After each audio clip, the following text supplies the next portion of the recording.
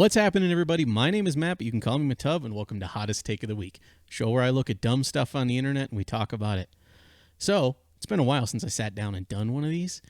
I apologize if I'm a little rusty, but I have improved my camera, I've improved my audio, and I even added AI background softening, so I look like one of the big boys. So where should we start? Well, let's start with Twitter.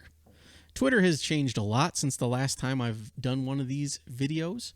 It was acquired by Elon Musk, who's made quite a few changes to the way this whole system works, and they have added bookmarks. Now, previously, if you liked a tweet, it would show up on a tab in your profile publicly.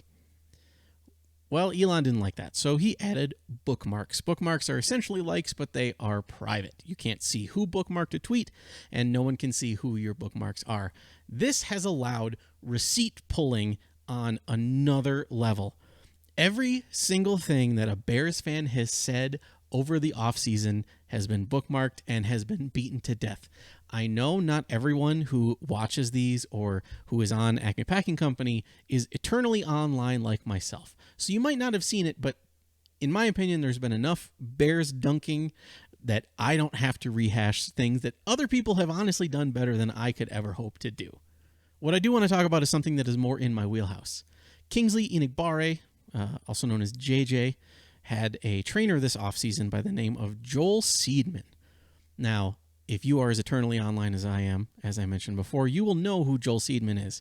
He goes viral on Instagram regularly for having crazy workouts that he claims are the most optimal and single best way for anyone to perform for athletic performance as well as muscle gain.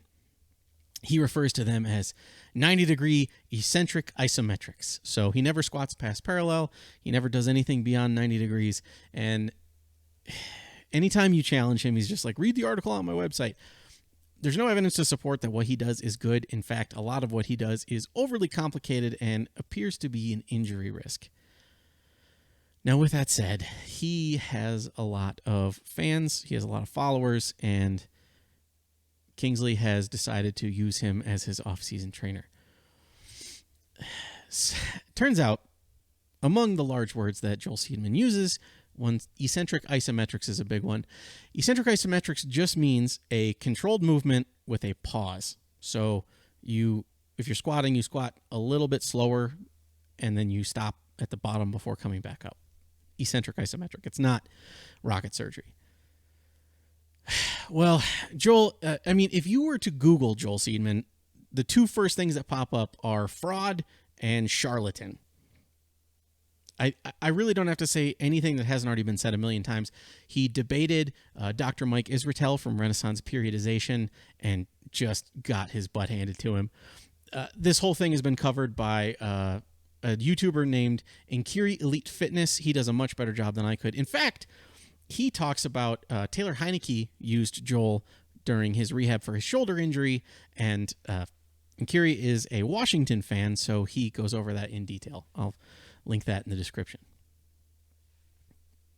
What does that have to do with Kingsley? Well, Kingsley against the Bears wasn't very good. After showing out near the end of the season last year, he was the 16th graded defender on the Packers and the worst starter on the front seven. A couple DBs graded out worse than him because, giving up a touchdown tends to be a little worse than getting blown off the line. But his previous athleticism didn't really seem to show out on tape, and he got blown out in the run game. Is this related to his offseason workouts? Who knows? But I just like making stupid correlations. But the most important take this week that I want to talk about is Packers legend JT O'Sullivan. JT is a YouTuber, former NFL quarterback. He runs a YouTube channel called The QB School. I've talked about him a lot. I am a big fan. However, he contradicted himself pretty heavily this week. He did a breakdown of Jordan Love's performance against the Bears and spoke very favorably of just about everything Jordan did, including the no-look pass on 3rd and 7 to Jarran Reed. That was, I think it went for 15 yards. Something. It was a great pass. The problem I have with that, in week 1 of the preseason, Jordan Love tried to do the exact same thing to Luke Musgrave and sailed it a little bit. I brought this up to JT who he was like, "Oh, these are bad fundamentals." I'll play a clip. And I think he could help himself with his feet. If his feet were a little bit more lined up, he's lined up to throw to the right there. Again, just you should know exactly what I'm going to do here. You take a pen and you draw this thing toes to toes. Where's it going? It's going this way. Well, where the hell does he end up throwing this thing? He ends up throwing this thing this way. That's unnecessarily difficult. So I brought it up to JT. I was like, "Hey, man, it looks like he no-looks this to hold the linebacker." And JT's like, "It's pretty rare, I guess." Fast forward a month, and because it's a completion, now JT says things like this. Again, watch how we have to manipulate 49, that middle linebacker type. Look off. Whoom. Almost no lookish here from Jordan Love, right? Like, look at him look at 11 on the right and see what it does to 49's eyes. So you can see the helmet stripe. Beautiful thing about a helmet stripe. He's looking right here, right? That's going to bring the linebacker type towards that play. Well, Jordan Love keeps looking over here. He keeps his helmet here, but his eyes are probably tracking right here and allow this ball to come off and almost go like no look, where he's looking this way, but the ball comes out this way. So just a really cool rep, big time hookup on 3rd and 10. This is a hell of a job, man. You see stuff like this? What the hell, man? Like, it goes from being just like horrible fundamentals and you got to set your feet, blah, blah, to literally making sexual noises at him completing that pass. I don't know. Just be consistent, I guess.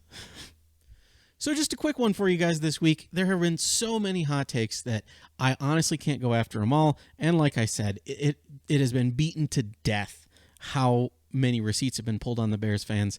And I'm not going to do that. I want to stay fresh and relevant. This week, the Packers are going to be taking on the Falcons, who suck. They're not good. It's not a good team. If the Packers lose, I'm going to be upset. They are the indoor Chicago Bears. You're going to see a lot of the same looks. As long as the Falcons don't rush for 300 yards, I don't see how the Packers lose this game. If the Packers do manage to lose this game, it is just going to show that the Bears are really that bad, and we're going to have some problems this season. It is also worth noting, I did not talk about the Aaron Rodgers injury thus far. Once again, been said to death. However, the new turf at MetLife is actually the same turf that they use in Atlanta. Are we going to see David Bakhtiari this week with everything he's been saying about turf and player safety and whether or not his knee bothers him? And he also mentioned it hurts him more on turf than it does on grass. Who knows? Hopefully we see Bakhtiari blocking. That's going to do it for me, guys. As always, I'm Matt, but you can call me Matub, and go, Pack, go.